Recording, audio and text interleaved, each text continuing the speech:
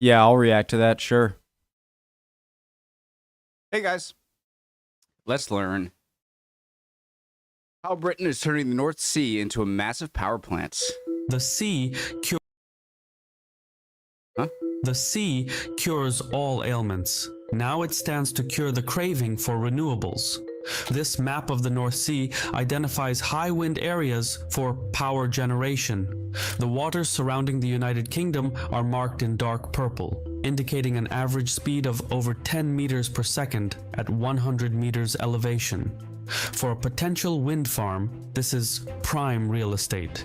Yet, the North Sea is a tempestuous place. For much of history, it was a battleground. Today, it is prized for its hydrocarbon reserves and abundance of fisheries. But the North Sea is also home to some of the world's busiest ports.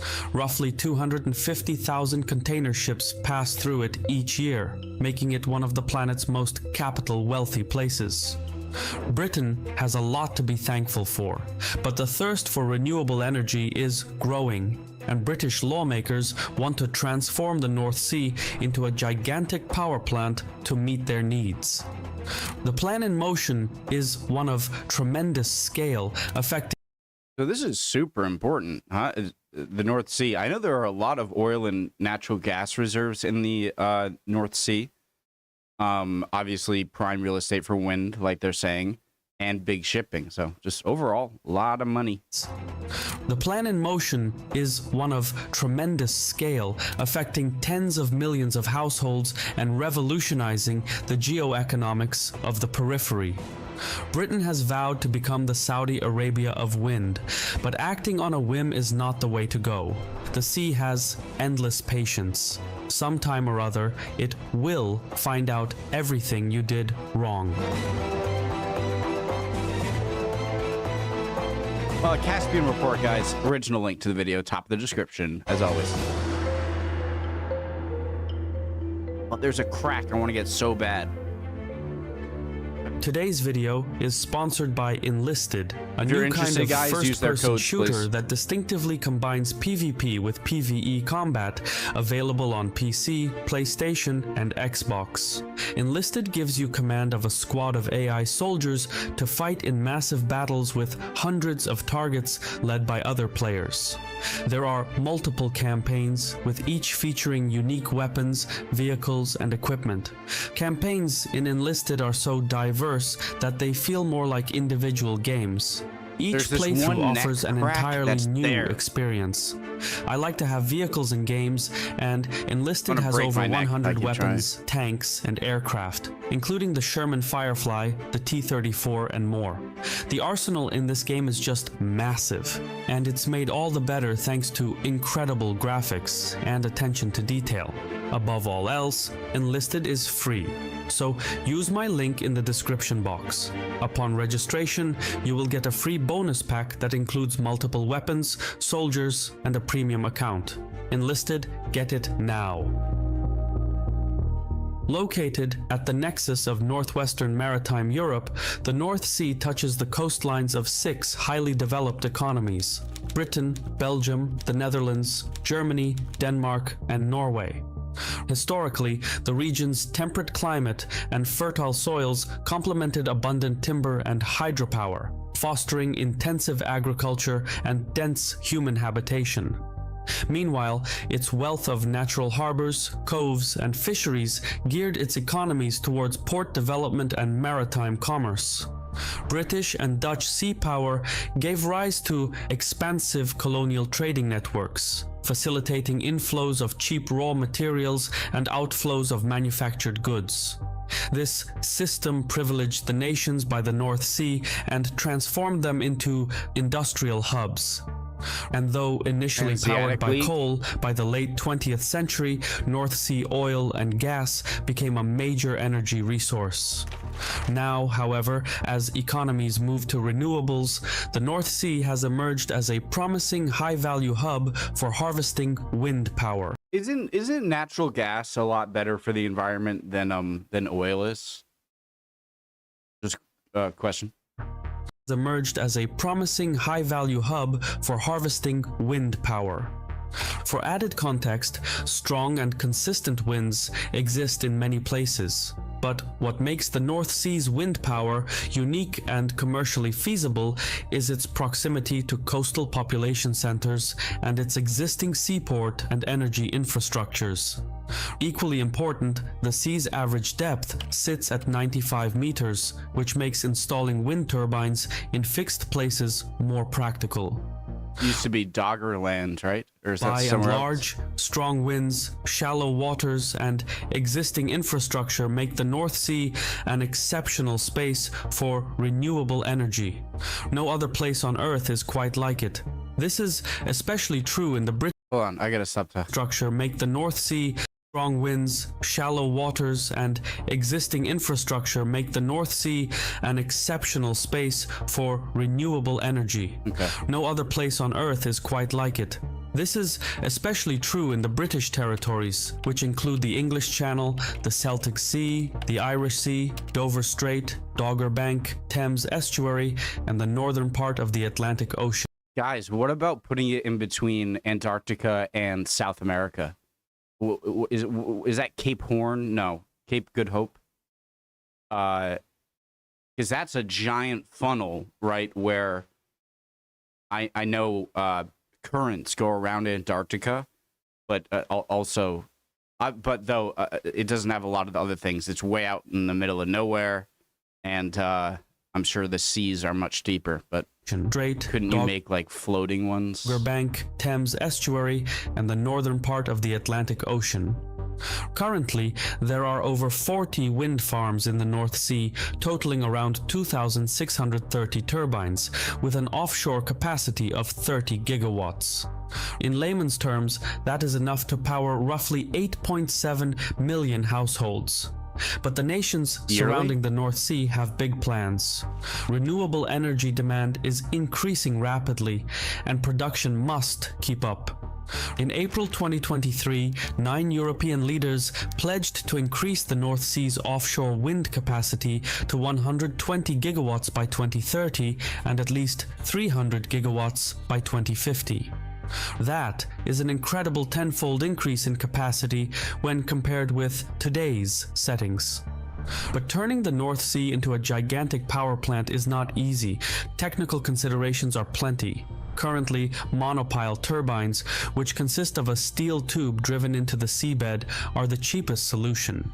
Yet, their operation is generally limited to waters shallower than 35 meters depth. Suction bucket structures, meanwhile, use 3 foundation piles, are more stable, and can be used at greater depths, though they are more expensive.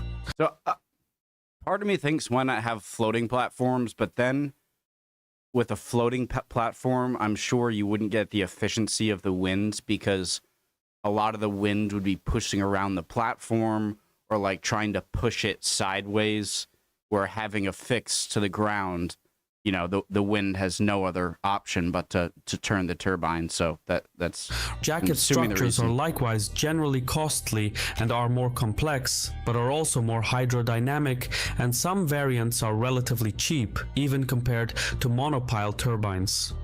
Floating turbines, by contrast, are attached to the seabed by cables or chains, the main types being tension leg platforms, semi-submersible types, and spar buoys varieties. Though monopile wind farms currently have a dominant share of the North Sea, the first floating structures were installed in 2017, and their use will only increase over time as wind farm development wades into deeper waters. Simultaneously, on the surface or just underneath, ocean movements can be harnessed through wave farms. 2 decades ago, the world's first commercial wave power device was installed on the coast of Islay. So like a similar, that's so cool. So same thing as a wind turbine, just underwater. Put one in the middle of the Strait of Gibraltar, or the Dardanelles, or is it the Malacca Strait, or again the Antarctica, South America place. Just anywhere where water like has to be funneled. In Scotland and connected to the British national grid. The experiment was a success. Now, the European Union wants to increase the output of wave power to at least 1 gigawatt by 2030 and 40 gigawatts by 2050. Clearly, that much wind and wave power must be handled with great care. Linking the individual domestic wind and wave farms to a common energy grid shared by the regional nations would allow for more efficient energy allocation. Hold on, guys. Sorry. Just 1 gigawatt by 2030. Okay. So they're generated by the buoyant. So I thought it was going to be just like a propeller, just a wind turbine underwater where the current has to spin it. Kind of like how dams work, right? How they generate power. But this is different. 30 and 40 gigawatts by 2050. Clearly, that much wind and wave power must be handled with great care. Linking the individual domestic wind and wave farms to a common energy grid shared by the regional nations would allow for more efficient energy allocation and improved load sharing. In this, the United Kingdom and the Netherlands look to connect offshore wind between their countries. It's a first-of-its-kind power link where a Dutch offshore wind farm would connect to the British national grid. If successful, it could set a precedent in the North Sea and allow other nearby nations to join the British-Dutch initiative or set up their own energy interconnections altogether. Another concept. Yeah, because isn't a big part about generating electricity or having electric power is conserving it? Like having batteries or storing it. And so couldn't you just sign like a billing system to where like all of these countries have wind farms connected to each other, and if there's a high demand in the Netherlands and there's a lot of, and they want to get it from the British turbines, they can just open on the tap and then like get charged or something. Set up their own energy interconnections altogether. Another concept that could yield results is by way of creating offshore artificial energy islands. Dutch, German, and Danish lawmakers are currently negotiating to construct an artificial island at the point where the territorial waters of the Netherlands, Germany, and Denmark come together in Dogger Bank, just outside the continental shelf of the United Kingdom. Thousands of wind turbines would be placed around the island, and according to a Dutch study, as much as 110 gigawatts of wind energy could be generated at the location. However, while the Europeans negotiate, Britain is years ahead of the game. On the western half of Dogger Bank sits the Dogger Bank Wind Farm. It is a cluster of offshore wind farms that is under construction. Upon completion, it will power up to 6 million homes annually, making it Britain's largest single source of renewable energy. That's like Scotland's population, right? Isn't it? Yeah. 5.4 million. Finally, in addition to wind and wave power, floating solar panels could also enable seaweed farming, a potential source of animal feed with other commercial applications like cosmetics, bioplastics, and biofuels. Seaweed and kelp are also effective at pulling short-cycle CO2 out of the atmosphere. This is because, unlike trees, which release carbon back into the atmosphere once deforested, kelp biomass can sequester CO2 on the seafloor. Likewise, So like store it on the... Okay, yeah. Regulatory coherence across different jurisdictions and infrastructure standards will pose a barrier. Cross-border market integration for wind power is widely seen as necessary, but the approval process for such projects can involve multiple authorities, causing delays. Plus, revenue-sharing arrangements between generators and transmission companies will also need to be settled, which could take years. On top of everything, there is Brexit. It complicates British integration into the European energy landscape. Meanwhile, Scottish independence, if it ever comes to that, would make things even more complicated. Scotland's maritime borders are fixed by regulations made under Westminster laws. In the past, Scottish interests have challenged the means used to calculate the border, and hydrocarbon resources in particular have fueled separatism in Edinburgh. Leading up to the 2014 independence referendum, nationalist campaigners noted that although London had collected £300 billion in oil and gas taxes since 1973, 9/10 of that revenue emanated from Scottish territory. I did watch a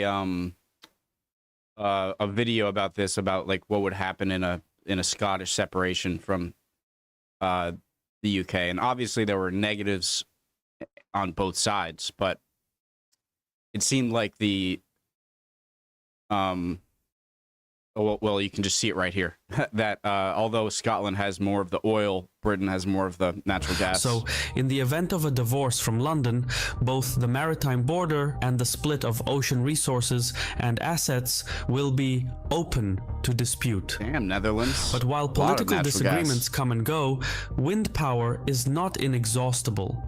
Contrary to popular belief, wind is something of a finite resource. Clustering wind farms together can crowd out their power generation potential by causing wake-induced power losses, thus decreasing their efficiency. So, cross-border optimization will be needed to ensure greater yields. Okay, he made it sound like wind, like they're... Okay, I get it. It confused me because he made it sound like wind is this resource that like is being depleted over time, where no, he means that like wind farms in some area will affect the aerodynamic, the wind flow in other areas, and so you need to keep in mind that. Okay. All things considered, industrialization began in northwestern Europe. The North Sea has long provided the region with fishing grounds for its food, sea access for its trade, and hydrocarbons to power its industries. The transition to renewable technologies is the latest stage of its exploitation. But no natural resource is a bottomless pit, and even the greatest free lunch will not satisfy an endless appetite. I've been your host Shirvan from Caspian Report. Remember to play Enlisted on PC, PlayStation, or Xbox using the link on the screen. Upon registration, you will get a free bonus pack that includes multiple weapons, soldiers, and a premium account. Obviously, if you're interested in this, please, and you saw it here, learned about it here, please use his codes and stuff. Link to the original video, top of the description. Interesting video. Love Caspian Report. Great channel. Hope you guys learned something or can teach me something in the comments. Blah, blah, blah. Love y'all. I would love if you liked and subscribed, and hopefully I'll see you next time. Bye.